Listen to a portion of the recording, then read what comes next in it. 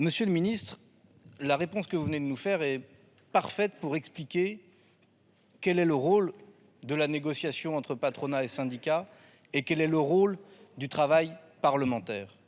En l'espèce, une nouvelle rédaction qui voudrait prendre en compte l'objectif de l'égalité entre les hommes et les femmes est peut-être le point de compromis auquel sont arrivées les organisations signataires. Mais ça ne peut pas être la position du législateur et de la loi. En matière d'égalité hommes-femmes, ça suffit de fixer des objectifs, de tenir compte.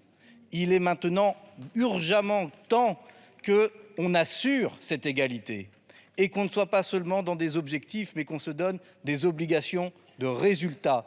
C'est ça le sens de l'amendement que nous vous déposons et que nous défendons à cet instant. Assez bavardé, assez pris en compte, assez fixé l'objectif. Maintenant, il faut assurer l'égalité salariale entre les hommes et les femmes, car cette inégalité, sinon, continuera à durer.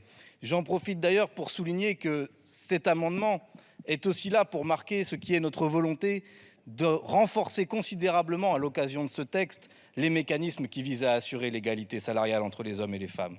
Nous avons fait plusieurs propositions en la matière. Par exemple, pour renforcer la rémunération des heures complémentaires des salariés à temps partiel, qui sont souvent des femmes, et pour l'aligner sur la majoration des heures supplémentaires des salariés à temps plein. Par exemple, pour créer une commission de contrôle salarié pour vérifier dans les entreprises que l'égalité salariale est bien respectée. Par exemple, pour imposer dans les entreprises qui ne peuvent pas prouver de l'égalité salariale une sorte d'amende sous forme de prime obligatoire que percevraient les salariés femmes.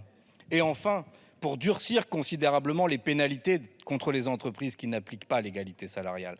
Voilà quelques-unes des propositions que nous mettons sur la table. Voilà l'esprit de cet amendement qui veut assurer l'égalité salariale. Il est grand temps.